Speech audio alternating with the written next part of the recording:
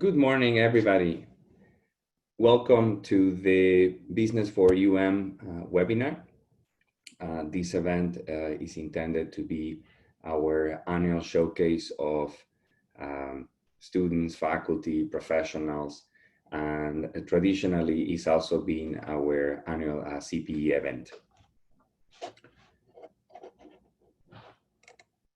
I would like to start today with an update of the actions that the accounting department has taken during the last 12 months. Of course, they are the consequence of a continuous effort that is beyond a year, and it will continue in the future.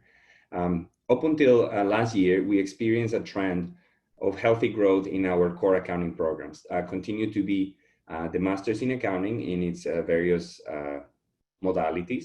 Master in Accounting, Master in Taxation, Accelerated Master, etc. And our undergrad accounting major, as well as many other programs where accounting courses are a component of the full delivery. Our various MBA programs, professional MBA, full-time MBA, executive MBA, and many others. As you all will know, we face high levels of uncertainty coming into the fall 2020 semester, but we maintain the masters at very similar enrollment as prior year, and even increase our undergrad enrollment. Just to give you a glimpse, in 2020, we maintain roughly 90 students in our various masters in accounting programs, which is flat from last year, which I think is a great achievement. And then the major in accounting, we increase our intake to have now over 24% more students than prior year. So this puts us roughly in 250 accounting undergrads, which we're very happy. We continue to pursue excellence in growing areas of accounting education, in particular data analytics and joint finance and accounting programs. We just launched a Bachelor of Science in Finance and Accounting that allows students to get majors in finance, in accounting, and also a minor in analytics, which is really for go-getters. And we're waiting for the first generation of those students to go out in the workplace. This is just the start. And also, I want to highlight that our faculty has a deep expertise in data analytics, and then we continue to pursue that. And we have developed new courses and technical resources, and continue to make inroads into the world of analytics. Another thing that happened this year is an important development in terms of fundraising and other impact, is that the school was renamed the University of Miami Patty and Alan Herbert Business School, or for short, we use the Miami Herbert Business School, which is something that we have pursued for years, and we finally achieved to have a name on our school. Now, I foresee that many of you will have questions or interest on what are we doing in terms of contingency measures during the COVID-19 pandemic. We are happy to report that the school has been extremely vigilant and very proactive in achieving the goal of fulfilling our students' desires and aspirations to continue their education. A message from the top that we all share is the show must go on, and we must enable our students to graduate and enter the workplace as time comes. For example, I teach a course, and I've been really positively surprised by the level of engagement of our students. Earlier, someone was asking me how many people are actually showing up. So say, our estimate is roughly 2/3 to 60% of students are deciding to be in person at some point or another. But the other 40%, of course, is served through remote connections.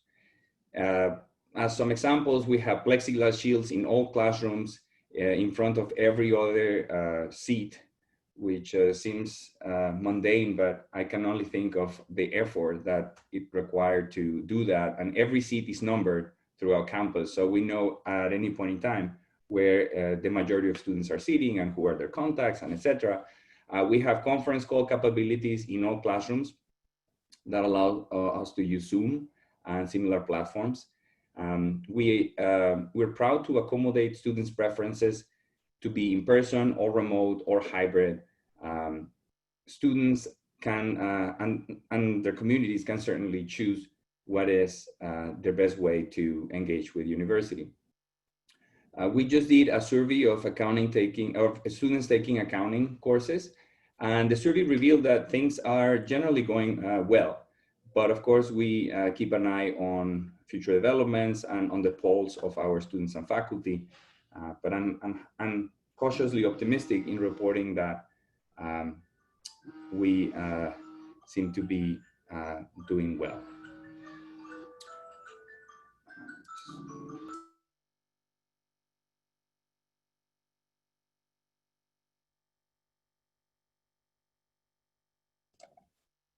Sorry, there was a technical glitch.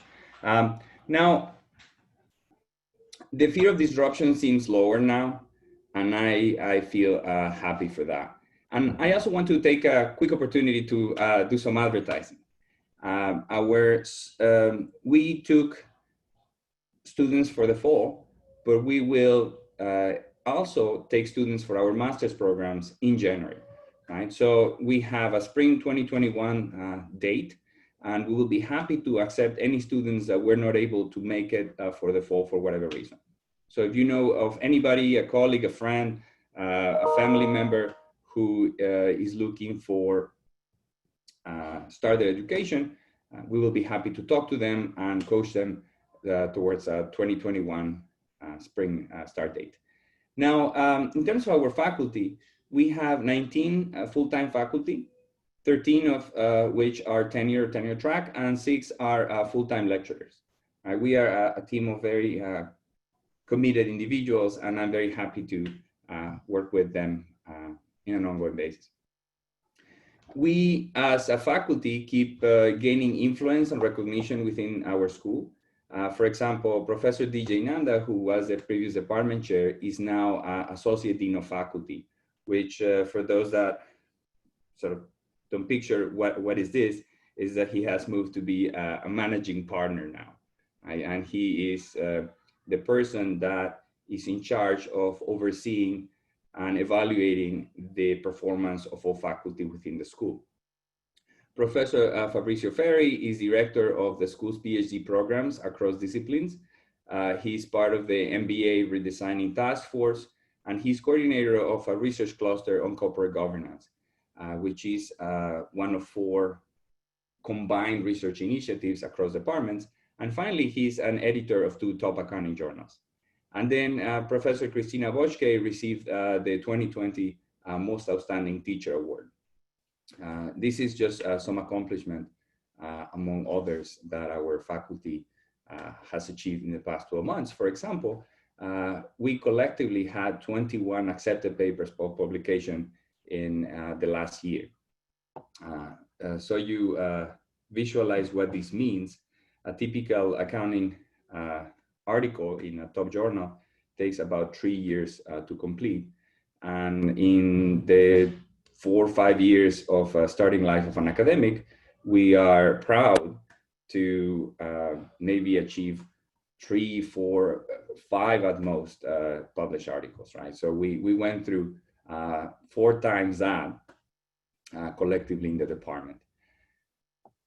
I also don't want to go by without acknowledging the contribution of the members of our advisory board. This is comprised of senior members of the accounting profession and the business community that provide us with invaluable feedback about what the market demands from our students. And they also help us to maintain a bridge between us and the professional world. They also help in putting together this program today.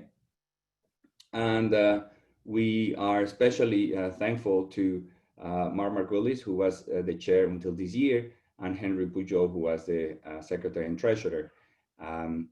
Brett Friedman, who was the vice chair, will start as chair this year, and we'll have Ray Sommerfeld as vice chair and Alex Hoya as secretary and treasurer.